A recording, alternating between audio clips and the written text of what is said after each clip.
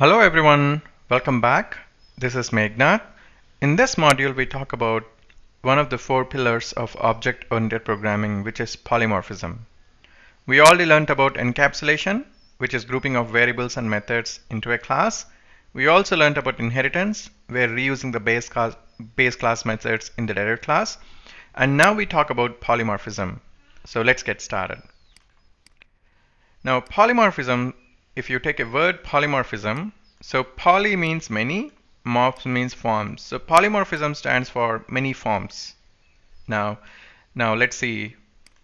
Now polymorphism is categorized into two types. One is method overloading and one is method overriding. So we'll just see a high level definitions now, but in the next modules I have explained very clearly method overloading and method overriding. Now let's see a very high level illustration of method overloading.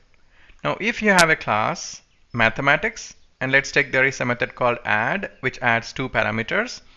Also one more method add, which takes 3 parameters. One more method add, which takes 4 parameters. Now in this case, the same method name add is having multiple parameters, so that's called method overloading. So here in our case we have 3 methods add with different parameters, so that's a method overloading.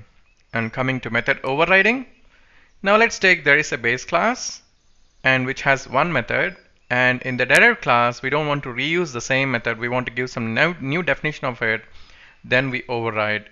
That's method overriding. So however, I'm going to explain in detail about method overloading and method overriding in the further modules, so don't worry. For now, what all you have to know is polymorphism is one of the pillars of object-oriented programming. Polymorphism stands for many forms, and polymorphism has two types, method overloading and method overriding. So this is also called static polymorphism.